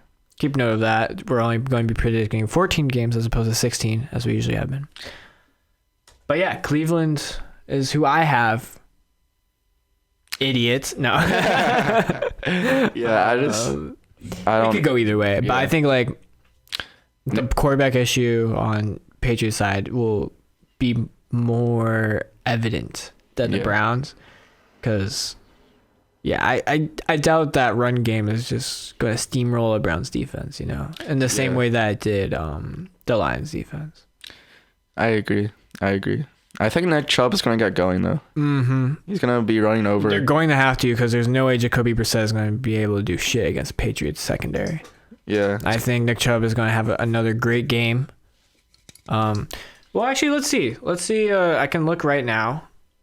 How have the Patriots done against the run? So they've limited Miami's running game pretty well. Pittsburgh's Najee Harris. Baltimore's whoever's there now. Green Bay actually did well. Green Bay did really good against them with Aaron Jones and A.J. Dillon. And then Detroit only had Jamal Williams playing, not DeAndre Swift. So I actually think Cleveland will probably put up similar numbers to how Green Bay did, given that they have the two backs that are really consistent. They can just trade them out. And basically the same situation. We'll just see if they can get the touchdowns too. I'm just interested to see how the Patriots defense is going to look, especially after they shut out the highest scoring offense in the league. They actually haven't allowed a single rushing touchdown though, so that will be something to take note of. Can Chubb keep up his touchdown streak? I think he will. At least I believe he's 4 straight games with a rushing touchdown. Yeah, that's crazy. Nick Chubb is nuts. Then you got the Green Bay Packers versus the New York Jets. I got the Green Bay Packers winning this. Yeah, of course. Green Bay will, bounce back from their loss. Jets will, start to Be the Jets. what do we call it? Negative regression. Back to being kind of like middle of the pack, or even below middle of the pack. We don't really know how to feel about the Jets too much yet. We're gonna have to see what Wilson himself can do before we can really make a decent judgment of this team. Because right now it's just kind of like defense has clutched up. Certain running backs have done really well, but we need to see a game where the quarterback is forced to make those plays. And Zach Wilson, we've seen a good game from Joe Flacco at least, but not yet one that is Zach Wilson led. So Yeah. I would like to see it. I would not be opposed. But Green Bay is Green Bay. They have Aaron Rodgers. Use that again. He's the baddest man in the world. That's who he is. Then we get the Colts versus Jacksonville, and I know what you're thinking. Jacksonville held them to 0 points. They scored 24, and Jacksonville just, gives Colts a hard time, but it's only at each other's stadiums. All right? When the Colts go to Jacksonville, we're bad. But when Jacksonville comes to Indianapolis, They're worse. I don't know about worse, but they're not great, at least. They have lost, I think, 4 straight, so it's been 5 years since they have beaten the Colts in Indianapolis. That's crazy. So there's a streak there too. All right, it goes both ways. Obviously, Colts should be the better team. Obviously, like, it's Jacksonville. Don't get me wrong. I know that it looks worse for one team than the other, but just put it out there. Like, Colts will bounce back. They've done this year in, year out. The Rivers season. I'll go through it. Rivers season. We lost game 1, week 1, to the Jacksonville Jaguars. It was an embarrassing in Jacksonville loss. But then week 17 to cap off our 11-5 season, Jonathan Taylor rushed for like 200 plus yards. 200. It was historic for a rookie. Historic. And then they had the audacity of putting James Robinson in the top 100 players list and not Jonathan Taylor. That was fucked up, and I want to recount. But anyways, yeah, I have the Colts. They'll actually have a win streak for once this season. Once in their lives. Exactly. And they'll get their first divisional win. Maybe their only divisional win. I'll be the first to say it. It could be. But First these next 2 only. games are going to be very indicative of if this coach and general manager will get the benefit of the doubt and if they'll be able to stay in Indianapolis. Because their next 2 games are Jacksonville and Titans. Rematch games in their division. If they don't win these, like, division is like, we can't even talk about it anymore. Like, playoff picture is over, right? Yeah. So these next 2 games it's early telling of the fate of the Colts. All right. I agree. And we could see a November fire, maybe 2, And maybe even more. Maybe coordinators get involved. with some Maybe pumpkin that O-line spice. coach is out. I kind of want that too. That O-line coach needs to be going. So With some pumpkin spice in the mixture of that. Nice fall fire. I would love a pumpkin spice latte right now. As I sip it, and I turn on the channel, it says Frank Reich fired. I'm just sipping like, And then the next we're day. back, boys. And then the next day, same situation, but instead of Frank Reich being fired, it's your GM. Wait, what? Same situation. Oh, or general manager, Yeah. yeah. Or, get them both over with. What do you mean? I don't know. Same time, man. But it could be like back-to-back good mornings. See, but You could have 2 Whatever, good mornings. whatever, You could have 2 good mornings. no, I get it. You get it? Our next dispute. Minnesota Vikings versus the Miami Dolphins. I have the Minnesota Vikings winning because A they're little upset. Vikings are the best team in the league right now, so they're going to dominate the Dolphins. Do you know if Teddy Bridgewater or Tua's back? I think. It could be neither. So if it's neither, they're going to have to play their 3rd string quarterback. Tua has a chance, but we don't know for sure. Yeah, I think he should sit another week. Like if he just needs as much time to recover from that brain injury that was caused to him due to negligence. So yeah, it's gonna be interesting how the Miami Dolphins are going to do, but I just feel like since the injuries are kind of piling up for the Dolphins, so I just don't think that they are going to be capable to beat teams as they once were a couple games ago. Damn. So yeah. Yeah, that was good analysis, man. Yeah, and I think once Tua gets back, they're going to look dominant again, and Tua's going to get into the top 5 MVP in the MVP race. Yeah. Well, I say fuck that. I say they win right now. I feel like this happens every year where it's like the one team that, 3rd string, 2nd string quarterback, like they're supposed to get fucked over by a team that is like on a winning streak. We saw that one year where the Steelers had that long win streak, and then they faced the Bengals where Joe Burrow was out. And even when Joe Burrow was in that rookie season, they were not great. All right. They Yeah. weren't the Bengals of the Super Bowl season, all right? It was the year before where they were not good. Not good at all. But the Bengals still clutched it up defensively. And that's where I think it'll come. I think Miami has a really great secondary that can limit that Minnesota passing attack. And I think they've got good pieces up front that can stop the run too. So I think at that point, it's just like, okay, it's on Minnesota's defense to clutch up. And I do not think Minnesota's defense is that great overall. Yeah. And I think Miami can, I don't think it'll be high scoring, but I think they'll manage to just scrape away with a win. So Yeah. that's how I see it happening. Yeah. I'm not going to make the mistake of I can see that happening too, because I made that a couple weeks ago. And True. obviously I don't see it happening because I have the Vikings winning. But The Bengals are going to beat the Saints. the Bengals are going to beat the Saints, and this is going to help the Eagles out. And I just think the Bengals are obviously a more complete team, and I think they're angry this year. I think they have a chip on their shoulder for Are we going to talk about this for the next 12 weeks? what? Just Saints losing will help the Eagles. Like Yeah. every Yes. week is just what we're going to say. Yes, just one sentence. Saints losing. That's why I'm reading against them every time. So I'm gonna pick their opposing team that they play. Nice. I think Jamar Chase this is going to be the game that he pops off. This is going to be a statement game for him. I think he's gonna have over 150 yards, 2 touchdowns, 10 receptions.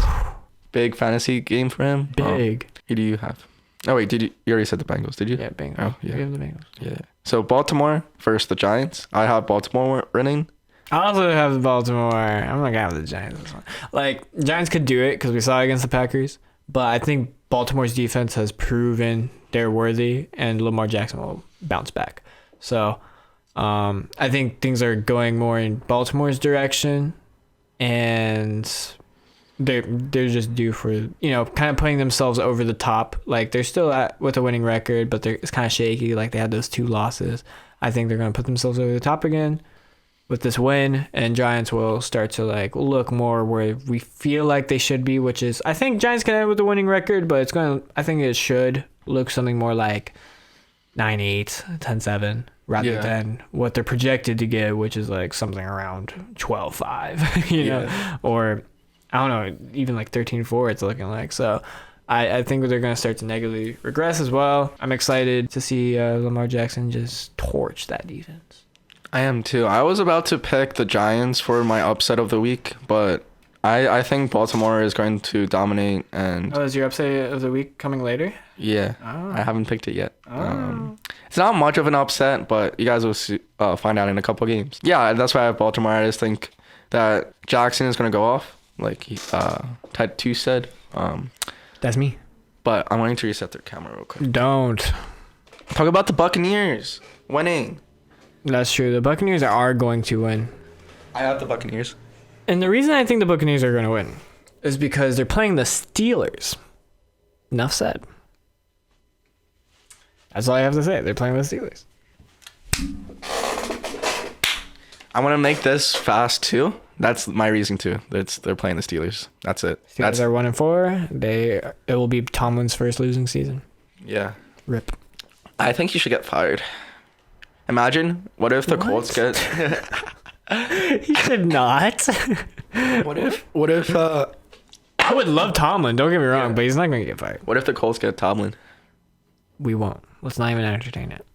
It's like more like 30 years down the line. He's a little too young for the Colts.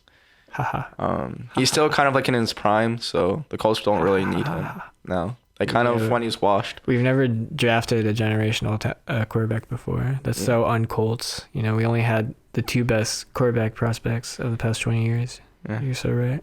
Yeah. But yeah, moving forward, we have the Rams versus the Panthers. Same reasoning. I have the Rams. The same reasoning why I picked the Buccaneers over Pittsburgh. And yeah, it's just that they're playing against the Panthers. That's basically it. The Rams are playing against the Panthers. The Panthers are bad. They just fired their coach. I was just about to say Colts. But they just fired their coach. They're a dumpster fire right now. I don't think they can come back. PJ Walker starting. Like, it's a dumpster fire. Like this, I feel like the Rams are going to absolutely destroy the Panthers. And if they don't, then the Rams suck. And the Super Bowl hangover is real. It's a good day to have the Rams defense in fantasy. Could you imagine if they trade Christian McCaffrey this week too? It's just like, how many points is Rams defense going to get? Over under is like 20. 25 at least. Yeah, that's going to be rough. If you feel bad for DJ Moore before with Sam Darnold and Baker Mayfield, you're going to feel for him even more with Temple alum PJ Walker. Future Hall of Famer. What if he's the answer though? That would be so funny. That would be so funny. And he's been on the bench for like years too. That'd be crazy. Next, I mean, hey, he's been there longer than any of the other quarterbacks. Maybe this is just what they needed. Someone that's been around long enough. I agree. I think Cam Newton should make his third comeback. Oh no. Yeah, I think he's just done, right? Yeah. I think he's just done. Didn't he retire, or is he on a team? No, he's not on a team. Yeah. We would know if he was on a team. Yeah. You got Seahawks, Arizona. This is your upset of the week? Yeah. It's not a big upset. Baby upset. Yeah, there's not really good like upset picks this week because I feel like it's pretty one-sided, lopsided, like Titus mentioned before. But I have the Seahawks winning. I feel like they're a high-scoring team. I feel like they can keep pace with Murray, and I feel like the Arizona Cardinals is making a lot of mistakes, and I heard that on the Pat McAfee show. Pat was saying that the relationship between Murray and the head coach are not great at all, and they have a bad relationship forming. So I think that's going to be another cause for why they're going to have miscues, like they had miscues to end the game. Last game for the Eagles, against the Eagles. And I think they're just going to make a lot of miscues. So that's why I have the Seahawks over Arizona Cardinals. You also have the Seahawks, huh? Yeah, I also do. Just because I actually, at this point, I don't even know if it's an upset. Yeah. Because Arizona I think they should fire Kingsbury. I don't expect it to happen mid-season, though. I would expect it to happen after the season. I think you would get the benefit of the doubt considering, I mean, it was only last year where he had the longest win streak in the league, last remaining undefeated team or whatever. I just don't think he's the answer. I think he is not a smart coach. Anyways, we get a matchup that we actually care about. Kansas City Chiefs and Buffalo Bills. I got the Bills winning. This is honestly a coin flip for me. I can see the Chiefs winning. I can see Buffalo winning. This is going to be a very high scoring game, I believe. Yeah. And it's going to be an exciting one. And it's a shame that it's not prime time. True. It might as well be prime time anyways. It's late afternoon.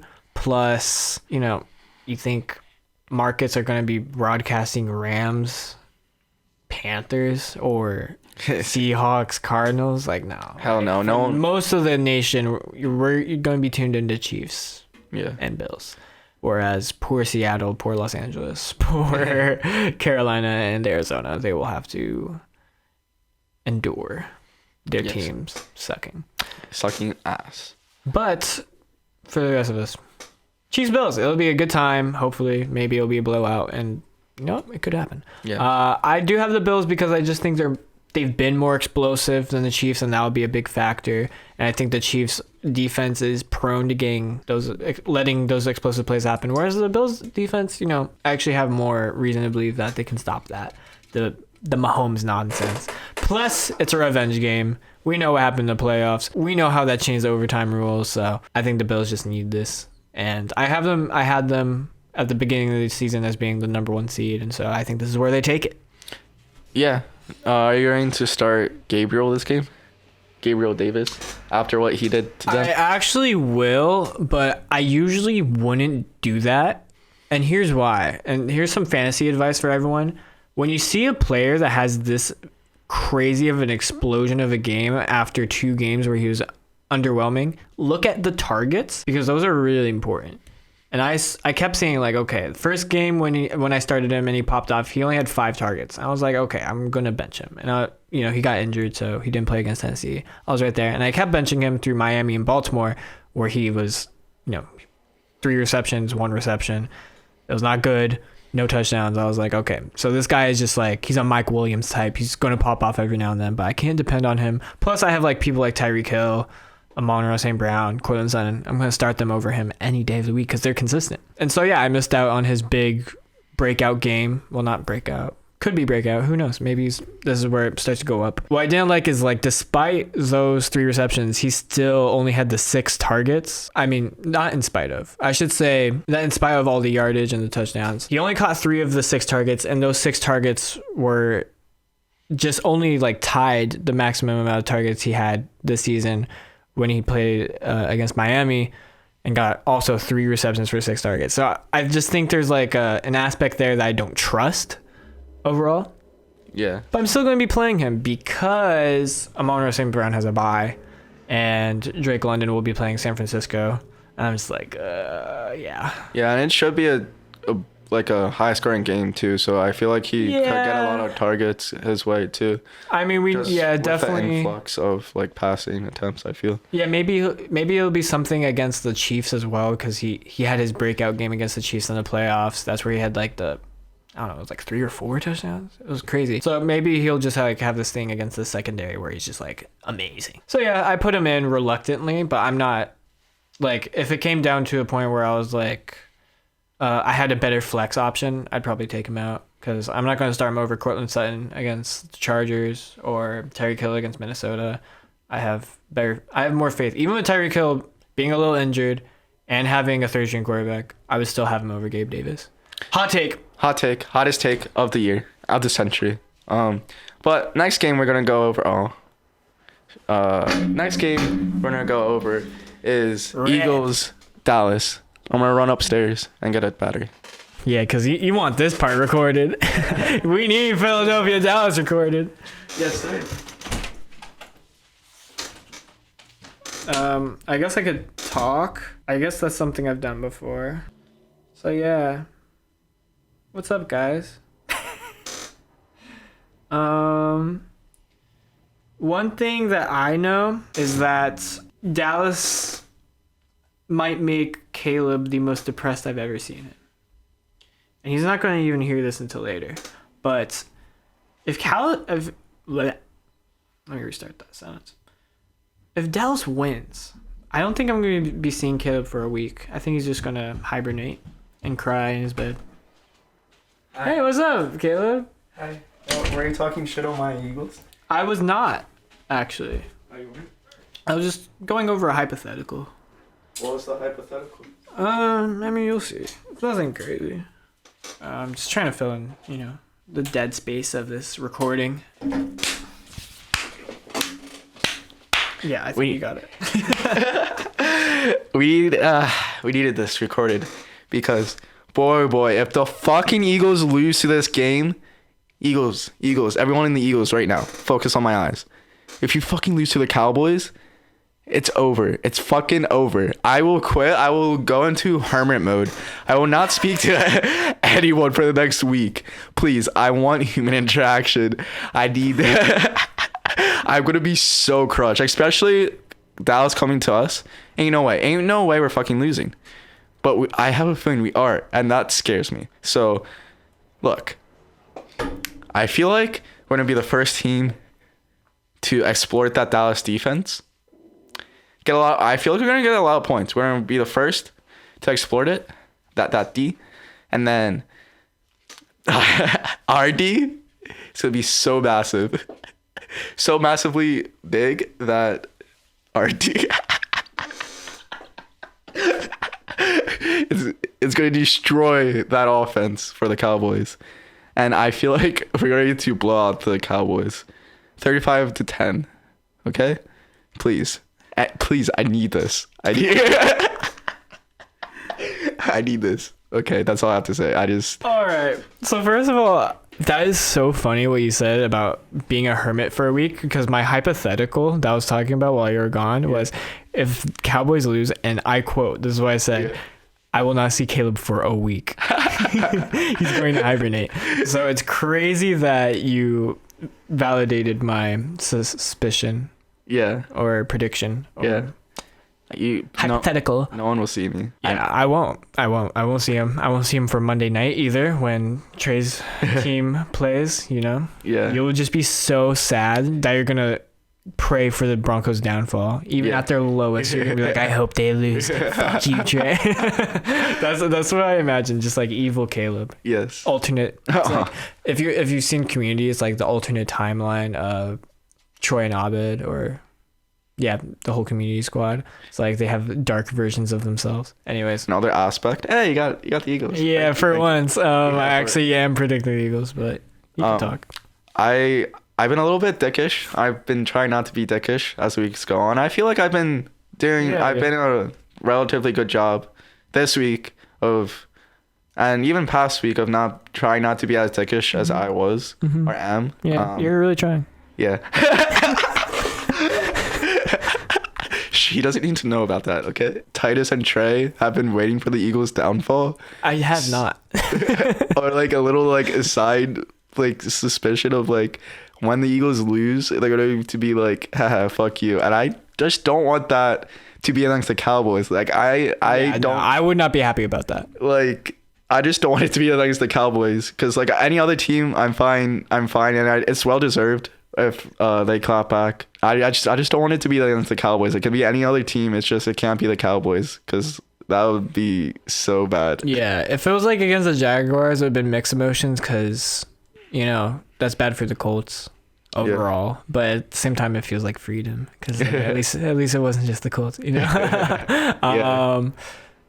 But yeah, and then Arizona, like I wouldn't feel really good about that either, because I'm not that invested. But at the same time, I just feel like my wishes for Philadelphia, it's all good intentions. I want them to have a loss where they're really challenged, but instead they've just had wins where they've been really challenged. And I think like, oh, okay, they can still be challenged and keep winning. And I think that's really important. That's a great sign of a really good team to win through those, mistakes. That's a team I'd love to cheer for. And I've finally looked at this matchup and been like, you know what? This isn't even a trap game. This is a divisional matchup where they know what they're getting into.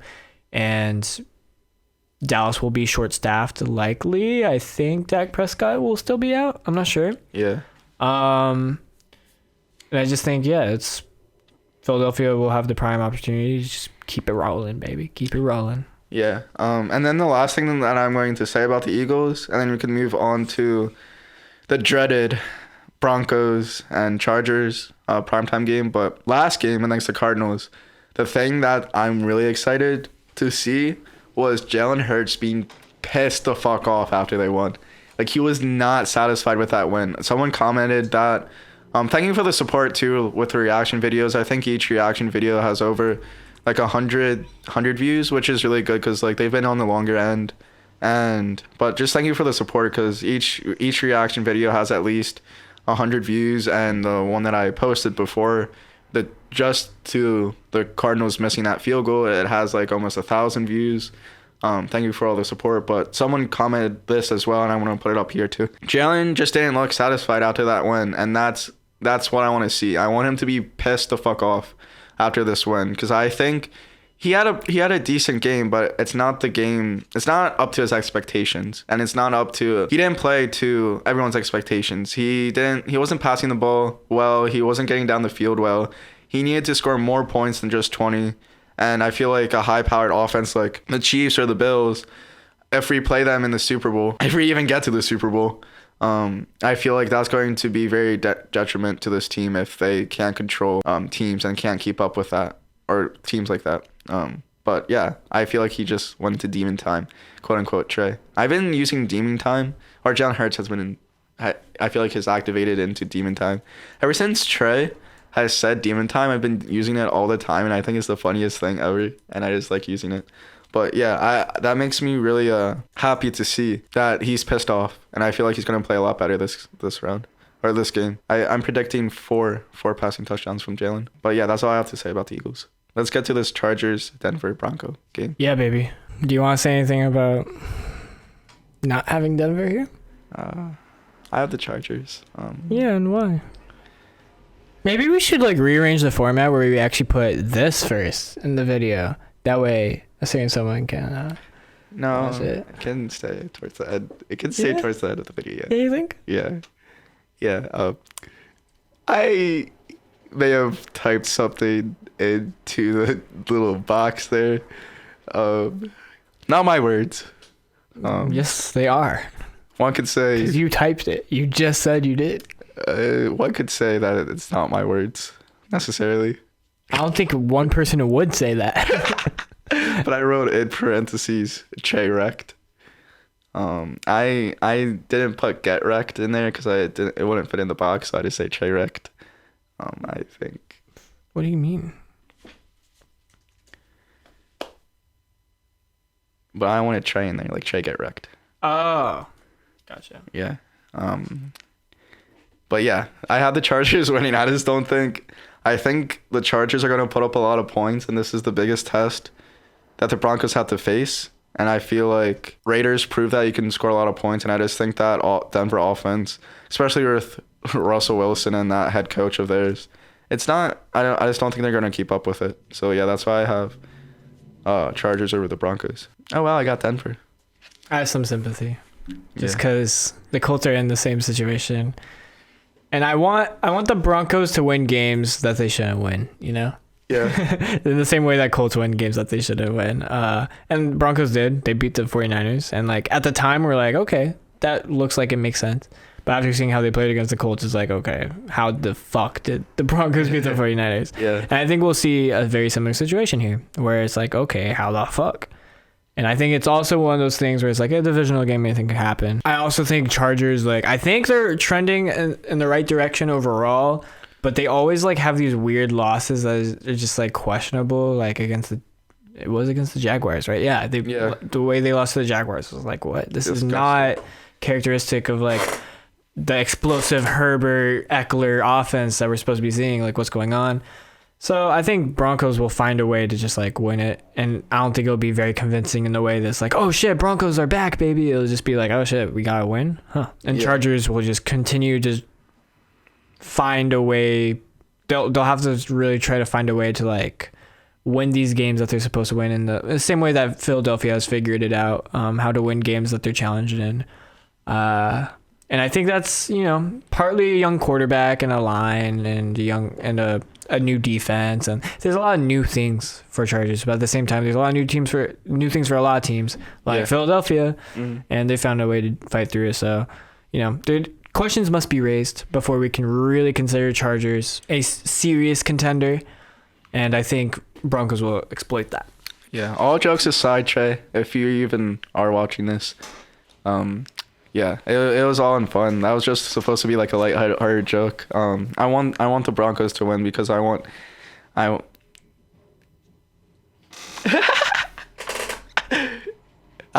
do generally want the Broncos to win and get that good victory, especially on kind of a birthday weekend, I guess. Fantasy, I won. I'm 3-2 now. I'm out of that hole. Sadly, Titus lost. But luckily, Brendan lost as well. Thomas is looking dangerous in our league. I think he's first place. Should probably pull it up, but I'm not. Yeah, at 100. Oh, and Trey. Shout outs to Trey. He had the most points this weekend. His team played really well. Thank you, Davante Adams, for winning the fantasy for me as well. I just want to say, I swear to God, if you get suspended, I will curse you forever, and you will never catch another football again, just because you're going to be bad. Yeah. So, do you have anything to say about fantasy? Or I play Caleb this week. Oh yeah, we do play each other Caleb this week. He got the bye curse in week 6, which is kind of surprising because there's only 4 teams with a bye, but I guess you just have a shit ton of Lions players as well as Davante Adams. And so yeah, I think I've had like 2 straight weeks where I have like the most projected points in the league and I still lose, and so I'm kind of like worried, like, oh shit, are my players starting to underperform? Will this keep up, or is this just like, uncharacteristic and they'll bounce back? I'm not sure. Tyreek Hill's fighting through an injury with the 3rd-string quarterback. Jonathan Taylor fighting through an injury as well. I think he'll be fine though. Yeah, it's gonna be scary. Yeah, I'm a little worried. I'm not gonna lie. I'm still a little worried, even with a favorable matchup. Not to say your team's bad, but lots of injuries and bye weeks for you right now. I got the bye curse and the injury curse right now. Like Davante Adams, Hawkinson, Williams, and Jared Goff. I'm dropping Jared Goff. Your whole bench is either a bye or injured. Yeah, or suspended. And then Dak Prescott is hurt. Penny's out for the season, so I cut him. I did a lot of rearranging and Less than 100 projected. and what? Less than 100 projected. Me? Good God. I'm gonna get destroyed. I'm getting destroyed. I mean, that's how I felt when I was gonna match up against Trey, and then this week when I had, I basically had the same projected total, but it's been underwhelming. Other than Chubb's been consistent. Kelsey too, actually. Yeah. Those two guys. And then Patterson's on IR and Dak Prescott's out. Hopkins is suspended. Penny's out for the season. And so I may need to be doing some quick time decisions because Logan Thomas is also questionable and Michael Thomas is also questionable. So I just don't have faith. I don't want to put in Cam Akers, but I kind of do at the same time. Facts. Maybe he'll have a boom somehow, like a boom. So I may just keep him in, especially against the Panthers. But I don't know. I don't want to play Titus. Like, I don't want to play Titus this week. Why? Like, this is not how. Yeah, I've lost 2 straight, so I'm due. Like, let's be honest.